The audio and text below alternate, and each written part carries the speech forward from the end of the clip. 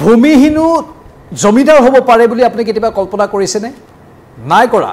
কিন্তু এখন অসমত ভূমিহীনো হেনো জমিদাৰ হৈছে। একোটাই হেনো 200 পৰা 300 বিঘা মাটি নিজৰ দখলত আনিছে। এইবোৰ সকলো বেদখলকাৰী। মুখ্যমন্ত্ৰীৰ ভাষ্য এয়া। নমস্কাৰ, স্বাগতম। নিউজ 18 অসম নৰ্থ ইষ্টৰ এয়া হৈছে পোনপটীয়া সম্প্ৰচাৰ। ষ্টুডিঅ'ত মই প্ৰাঞ্জল। মুখ্যমন্ত্ৰীয়ে উচ্ছেদ হোৱাৰ পূৰ্বে উৰিয়ামঘাট ভ্ৰমণ কৰিলে। উৰিয়ামঘাট ভ্ৰমণ কৰি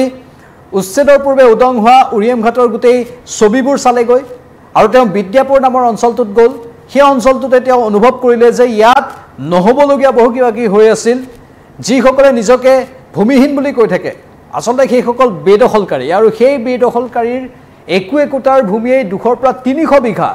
মন কৰিব, একোটাৰে যিসকল বেদখলকাৰী আছে 200 পৰা 300 বিঘা চৰকাৰী মাটি দখল কৰি হেনো ৰাখিছে মুখ্যমন্ত্ৰীৰ ভাষাত। মুখ্যমন্ত্ৰীয়ে কৈছে, আৰু মুখ্যমন্ত্ৰীয়ে কৈছে যে যেতিয়া সেই লোকসকলে উৰিয়ামঘাটৰ সেই স্থানবোৰ এৰি থৈ গৈছিল, বিদ্যাপুৰ আদি অঞ্চলবোৰ, সেই লোকসকল কেৱল অসমৰে বিভিন্ন প্ৰান্তৰ পৰা অহা নাছিল। আৰক্ষীয়ে তেওঁলোকৰ বিশদ বিৱৰণী সংগ্ৰহ কৰি থৈ দিছিল। তেওঁলোকে উৰিয়ামঘাট এৰাৰ পূৰ্বে তেওঁলোকে কৈ যোৱা অনুসৰি বিহাৰৰ পৰা অহা মানুহো আছে। মানে শ্ৰীভূমিয়ে হওক, কাছাৰেই হওক, ধুবুৰীয়ে হওক, বৰপেটাই হওক, নগাঁৱে হওক, হোজাই হওক বা মৰিগাঁওটো বাদেই বিহাৰৰ পৰা অহা বেদখলকাৰীয়েও উৰিয়ামঘাটত ভিৰ কৰি আছিল। সেইটো অত্যন্ত তাৎপৰ্যপূৰ্ণ বিষয়। মানে ক'ৰ পৰা অহা নাছিল এইবোৰ বেদখলকাৰী? ৰাজ্যৰ ভিতৰৰটো বাদেই ৰাজ্যৰ বাহিৰৰ পৰা, বিহাৰৰ পৰা অহা বেদখলকাৰীয়েও অসমৰ ভূমি দখল কৰি আছিল। আৰু সেই বিস্ফোৰক মন্তব্য মুখ্যমন্ত্ৰীয়ে সদৰি কৰিছে। আৰু মুখ্যমন্ত্ৰীয়ে কৈছে যে এয়া বেদখলকাৰীৰ এটা অভিসন্ধি আছিল। তেওঁলোকে এনেধৰণে গুজেই গজালি মেলিছিল আৰু একোটাই 300 পৰা 400 বা 200 পৰা 300 বিঘা ভূমি দখল কৰি আছিল, গোটেইবোৰ চৰকাৰী ভূমি। এয়া বেদখলকাৰীৰ চৰিত্ৰ বুলি মুখ্যমন্ত্ৰীয়ে সদৰি কৰিছে। আৰু এতিয়া এই স্থানবোৰত বিশেষকৈ কৃষি প্ৰকল্পৰ বাবে মুকলি কৰি দিয়া হ'ব। এই স্থানবোৰত এতিয়া স্থানীয় খিলঞ্জীয়া লোকক কৃষি কৰিবলৈ দিয়া হ'ব। বহুকেইটা প্ৰকল্প খুলি দিয়া হ'ব আৰু তাত নিবনুৱা যুৱক যুৱতীসকলৰ সংস্থাপনৰ ব্যৱস্থা কৰা হ'ব বুলি মুখ্যমন্ত্ৰীয়ে সদৰি কৰিছে। এটা বিশেষ বিষয় এবাৰ মন কৰক গোটেই কথাখিনি। আৰু মুখ্যমন্ত্ৰীৰ এই সন্দৰ্ভত এটা মন্তব্যও আছে। আমি মুখ্যমন্ত্ৰীৰ সেই মন্তব্যটো শুনাব বিচাৰিছোঁ সতীৰ্থ যতীনৰ সহযোগত। কি ক'লে মুখ্যমন্ত্ৰীয়ে এবাৰ শুনি লওক। এজন মানুহে বা এটা পৰিয়ালে,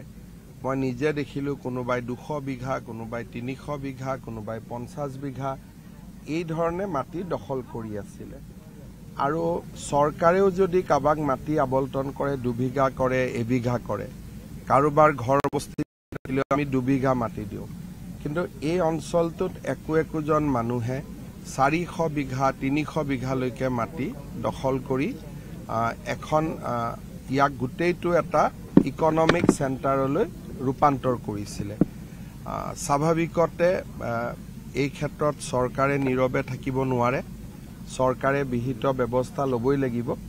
আৰু আমি ৰাইজকো বিচাৰিম যে আপোনালোকে সহযোগিতা কৰক আৰু সকলোৰে সহযোগিতাৰ মাজেৰে আমি অঞ্চলটোক ৰক্ষা কৰাৰ ব্যৱস্থা ল'ব লাগে। এজন মানুহে বা এটা পৰিয়ালে, মই নিজে দেখিলোঁ, কোনোবাই 200 বিঘা, কোনোবাই 300 বিঘা, কোনোবাই 50 বিঘা এই ধৰণে মাটি দখল কৰি আছিলে। আৰু চৰকাৰেও যদি কাৰোবাক মাটি আবণ্টন কৰে, 2 বিঘা কৰে, 1 বিঘা কৰে, কাৰোবাৰ ঘৰ বস্তি আমি 2 বিঘা মাটি দিওঁ। কিন্তু এই অঞ্চলটোত একোজন মানুহে 400 বিঘা 300 বিঘালৈকে মাটি দখল কৰি এখন ইয়াক গোটেইটো এটা ইকনমিক চেণ্টাৰলৈ ৰূপান্তৰ কৰিছিলে। স্বাভাৱিকতে এই ক্ষেত্ৰত চৰকাৰে নীৰৱে থাকিব নোৱাৰে। চৰকাৰে বিহিত ব্যৱস্থা ল'বই লাগিব।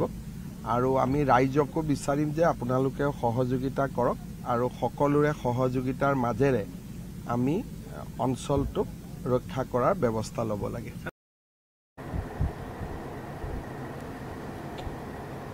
উৰিয়ামঘাট এৰি যাওঁতে আৰক্ষীয়ে যিবোৰ তথ্য পাতি নথিভুক্ত কৰিছে, সেই তথ্য পাতিতে এইখিনি কথা গম পোৱা গৈছে যে এওঁলোকৰ একাংশ বিহাৰৰ পৰা আহিছিল আৰু বিহাৰৰ পৰা আহিও এইসকল একাংশ লোকে, সন্দেহযুক্ত লোকে উৰিয়ামঘাটত বাহৰ পাতিছিল। এতিয়া মুখ্যমন্ত্ৰীয়ে আন এটা কথাও কৈছে যে এই উৰিয়ামঘাটৰ পৰা ক'লা সাম্ৰাজ্যৰ বেহা বা ক'লা সাম্ৰাজ্যৰ এটা ভয়ংকৰ জাল পেলাইছিল এইসকল লোকে। সেইটো এটা বৰ ডাঙৰ অভিযোগ। ক'লা সাম্ৰাজ্য বুলি ক'লে কি বুলি ক'ম আমি আজিকালি যিবোৰ ডকাইতিৰ ঘটনা চুৰি কাৰ্য বা ড্ৰাগছৰ বেহা এইবোৰ ক'লা সাম্ৰাজ্যৰ ভিতৰত পৰে নাৰীৰ বেহা এই ক'লা সাম্ৰাজ্যবোৰ তাৰ পৰা চলাবলৈ মুখ্যমন্ত্ৰীয়ে এটা ইংগিত দিছে মানে কৰবাত এইসকল বেদখলকাৰীৰ মাজতে কোনোবা হয়তো সোমাই আছে সকলো নহয় আমি পুনৰ গৈছোঁ কোনোবা হয়তো সোমাই আছে মুখ্যমন্ত্ৰীয়ে সেইটো ইংগিত দিছে আৰু মুখ্যমন্ত্ৰীৰ ভাষাতেই সেই কথাখিনি ক'ব পাৰি যে ক'লা সাম্ৰাজ্য একাংশ দুষ্ট চক্ৰই এওঁলোকৰ মাজত থাকি চলাই আছিল এতিয়া এই বেদখলকাৰীবোৰ যদিও তেওঁলোকে বেদখল কৰিছে এটা অপৰাধ কৰিছে কিন্তু সমান্তৰালভাৱে তেওঁলোকৰ মাজত যদি ক'লা সাম্ৰাজ্যও গঢ় লৈ উঠিছে বেয়া কাম যদি গঢ় লৈ উঠিছে সেইটো অন্য এটা গুৰুতৰ অপৰাধ সেয়েহে সেই অপৰাধতো তেওঁলোক এতিয়া অন্তৰ্ভুক্ত হৈ যাব সেই অপৰাধৰো চেকা তেওঁলোকৰ গাত লাগি যাব সেয়েহে সেইসকল লোকে নিজৰ মাজৰ পৰা সেই অপৰাধীবোৰক চিনাক্ত কৰি বিতৰণ কৰাৰ ব্যৱস্থা কৰি দিয়ক তেওঁলোকক এঘৰীয়া কৰাৰ তেওঁলোকক একেবাৰে অকলশৰীয়া কৰি দিয়াৰ ব্যৱস্থা কৰি দিয়ক যিসকল লোক আছে এনেই এটা বেদখলকাৰী বুলি গাত চেকা লাগিছে কিন্তু সমান্তৰালভাৱে যদি অপৰাধী বুলি অন্য ধৰণৰ অপৰাধৰ সৈতে জড়িত বুলিও চেকা লাগে তেনেহ'লে এয়া হ'ব ডাঙৰ কথা সেয়েহে যিসকলে অপৰাধ কৰে তেওঁলোকক আপোনালোকে নিজেই চিনাক্ত কৰি একেবাৰে কাষৰ কৰি দিয়ক আঁতৰ কৰি দিয়ক যাতে আকৌ সেই অপৰাধীবোৰে সাহস নাপায় অপৰাধ কৰিবলৈ যেতিয়া তেওঁলোকৰ নিজৰ সমাজেই বহিষ্কাৰ কৰিব এইটো এটা ডাঙৰ শিক্ষা প্ৰতিখন সমাজৰ বাবে প্ৰতিজন লোকৰ বাবে যি সমাজতে অপৰাধীয়ে কা কৰি উঠে তাৰ বাহিৰে উচ্ছেদৰ জাননী পোৱা মাত্ৰকে উৰিয়াম ঘাটৰ পৰা যে একাংশ লোক গুচি গৈছে তাত মুখ্যমন্ত্ৰীয়ে অৱশ্যে সন্তুষ্টি প্ৰকাশ কৰিছে আৰু কি কথা কৈছে যে বেদখলকাৰী এৰি যোৱা সেই হাজাৰ হাজাৰ বিঘা ভূমিত বন বিভাগৰ নীতি নিৰ্দেশনা মানি খিলঞ্জীয়া কৃষকক গতাই দিয়াৰ মুখ্যমন্ত্ৰীয়ে সপোন দেখা বুলি সদৰি কৰিছে আজি উৰিয়াম ঘাটত উপস্থিত হৈ ইয়াত তেখেতৰ ভাষ্যৰ পৰা আমি যিখিনি পাইছোঁ তাৰ আধাৰত এইটো সম্প্ৰচাৰ যিহেতু কৰি আছোঁ চৰকাৰৰ মুৰব্বী এগৰাকী কি কৈছে তাৰ আধাৰত এই সম্প্ৰচাৰটো আৰু সেই হাজাৰ হাজাৰ বিঘা ভূমি খিলঞ্জীয়াক গতাই দিয়াৰ কথা মুখ্যমন্ত্ৰীয়ে কৈছে আৰু তাত বন বিভাগৰ নীতি নিৰ্দেশনা অনুসৰিহে গতাই দিয়া হ'ব বুলি কোৱা হৈছে কিন্তু নীতি নিৰ্দেশনা যদি নাথাকে যদি সেই নীতি নিৰ্দেশনাত কোনো লোকক যদি গতাব নোৱাৰি কৃষি কাৰ্য বা আন কাৰ্যৰ বাবে তেতিয়া গতাই দিয়া নহ'ব নীতি নিৰ্দেশনাত যদি সেইটো আছে যে খিলঞ্জীয়া লোকক গতাই দিব পাৰি তেতিয়াহে গতাই দিয়া হ'ব বুলি সদৰি কৰা হৈছে চৰকাৰী নীতি নিৰ্দেশনাৰ আধাৰত সম্ভৱ হ'লে বন বিভাগৰ শিল বালি কোৱেৰিত স্থানীয় যুৱকক কাম কৰাৰ সুযোগ দিয়াৰ মন মুখ্যমন্ত্ৰীৰ এতিয়া পৰৱৰ্তী সময়ত নীতি নিৰ্দেশনাবোৰ চালেহে গম পোৱা যাব যে তাত সঁচাকৈয়ে এনেধৰণৰ কাম কৰিব পৰা যাবনে নাযায় বন বিভাগৰ নীতি নিৰ্দেশনাত কি লিখা আছে সেইখিনি ভালদৰে চাব লাগিব সেইটো কথাও স্পষ্ট আমি সেই কথাটোৰ বাবেও অপেক্ষা কৰিব লাগিব কিন্তু 29 জুলাই উচ্ছেদৰ চূড়ান্ত সময়সীমা এই উৰিয়াম ঘাটেই হোক বা আন প্ৰান্তেই হোক এই চূড়ান্ত সময় চোৱাৰ পাছতহে গোটেই ছবিখন স্পষ্ট হ'ব প্ৰকৃততে কিমানক উচ্ছেদ কৰা হ'ল গোটেই ৰাজ্যৰ বিভিন্ন প্ৰান্তত এনেধৰণৰ বহু লোক আছে যিসকলে আহি অবাধ ৰূপত বেদখল কৰি আছে সেইসকলক কেনেধৰণে উচ্ছেদ কৰা হয় 29 জুলাইৰ পাছতে স্পষ্ট হ'ব গুৱাহাটীতে এতিয়া চাওক আদিংগিৰি পাহাৰত সূৰ্য পাহাৰ কেনেধৰণে দখল কৰি ল'লে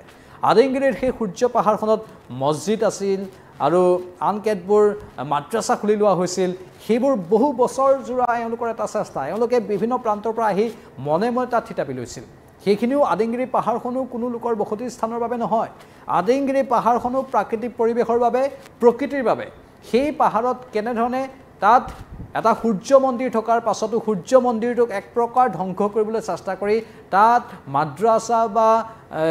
মছজিদ খুলিবলৈ চেষ্টা কৰা হ'ল সেইখিনি আমি আমাৰ প্ৰতিবেদনত সম্প্ৰচাৰ কৰিছোঁ আজিও আমাৰ সাংবাদিক তালৈ গৈছে তাৰ পৰা প্ৰতিবেদন সংগ্ৰহ কৰি আনিছে তাত একাংশ লোক ইমান অসন্তুষ্ট আদিংগিৰি পাহাৰত যিসকলে অবাধ বেদখল কৰিছিল সেইসকল লোকে আনকি সাংবাদিককেই তুচ্ছ তাচ্ছিল্য কৰিবলৈ আৰম্ভ কৰিছে সাংবাদিকক আঙুলি টুৱাই কথা কৈছে বাস্তৱ সত্যখিনি উদঙাই দিয়াৰ বাবে মানে চাওক এওঁলোকে এফালেতো দখল কৰিছে লগতে বাস্তৱ সত্যখিনি উদঙাই দিয়াৰ বাবে প্ৰকৃত কথাখিনি সত্য কথাখিনি কোৱাৰ বাবে সাংবাদিকক আক্ৰমণৰ লক্ষ্য কৰি লৈছে তুচ্ছ তাচ্ছিল্য কৰিছে অথবা আঙুলি টুৱাই কথা কৈছে এই কথাবোৰে অশুভ পৰম্পৰাৰ সৃষ্টি কৰে অশুভ বাতাবৰণৰ সৃষ্টি কৰে আৰু সি পৰিৱেশ কলুষিত কৰে এই সকল লোকে বুজা উচিত যে স্বাভাৱিকতে কোনো স্থান কোনেও গৈ দখল কৰিবগৈ নোৱাৰে তাৰ এটা বিধি বিধান আছে আইনী প্ৰক্ৰিয়া আছে কোনোবাই মাটি কিনিলেও সেই মাটিখিনিৰ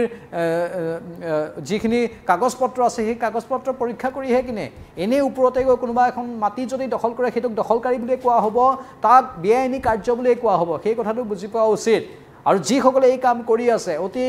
ঘৃণনীয় কাম বুলি ইয়াক বিভিন্নজনে উল্লেখ কৰে কাৰণ ইয়েই সংঘৰ্ষ বৃদ্ধি কৰি আছে সংঘৰ্ষ যিমান পাৰি ৰোধ হ'ব লাগে সকলো শান্তিত থাকিব লাগে সকলোৰে মাজত মিলাপ্ৰীতি থাকিব লাগে আৰু মিলাপ্ৰীতি অটুট ৰাখিবৰ বাবে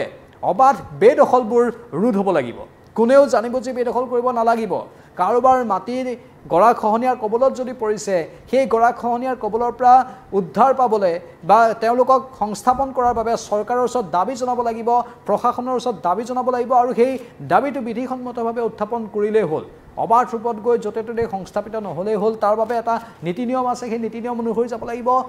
হাইকোৰ্ট সুপ্ৰিম কোৰ্টৰ বিধান আছে তালৈ যাব লাগিব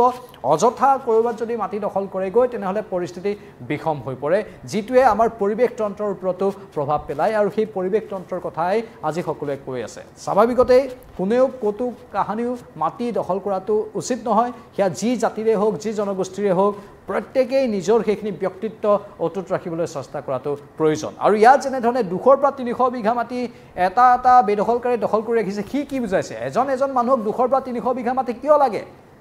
মুখ্যমন্ত্ৰীয়ে বাৰু সেইখিনি কথা কৈছে মুখ্যমন্ত্ৰী যেহেতু চৰকাৰৰ মুৰব্বী তেওঁৰ কথাটোক আমি সত্য বুলি মানিবই লাগিব এখন ৰাজ্যৰ এজন মুখ্যমন্ত্ৰীয়ে যেহেতু কৈছে যদি এজন মানুহে 200 পৰা 300 বিঘা মাটি দখল কৰিছে তাক আমি কি বুলি কম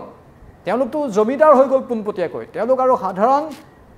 ভূমিহীন মানুহ হৈ থকা নাই তেওঁলোকে ভূমিহীনৰ নাটক ৰচা বুলিয়ে ক'ব লাগিব ইয়া ভূমিহীনৰ নাটক ৰচা বুলিয়ে ক'ব লাগিব যদি এজন মানুহে সঁচাকৈ মুখ্যমন্ত্ৰী কোৱাৰ ধৰণে 200 পৰা 300 বিঘা মাটি যদি উৰিয়াম ঘাটত দখল কৰি আছে এই 200 পৰা 300 বিঘা মাটি দখল কৰি একাংশই সকলোৱেতো 200 পৰা 300 বিঘা মাটি দখল কৰিব নোৱাৰে এওঁলোকৰ মাজত একাংশই যিসকলে নিজকে চৰ্দাৰৰ ৰূপত তুলি ধৰিব বিচাৰে 200 পৰা 300 বিঘা মাটি দখল কৰি আছিল কেনে আচৰিত ভাবক এজন মানুহে যেতিয়া 200 পৰা 300 বিঘা মাটি দখল কৰিব তেতিয়া তাক আমি সাধাৰণতে এটা দুষ্ট চক্ৰ বুলি উল্লেখ কৰিব লাগিব তেওঁলোক যদি ভূমিহীন তেওঁলোকৰ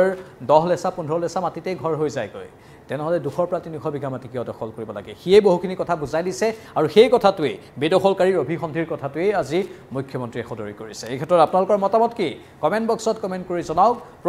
প্ৰতিটো তথ্যই সন্মুখলৈ অহাটো আমি বিচাৰো সেয়ে আমাৰ সদায় সন্মানীয় দৰ্শকসকলৰ মতামতক আমি গুৰুত্ব দিওঁ বিদায় লৈছো এই মুহূৰ্তত চাই থাকক নিউজ 18 অসম।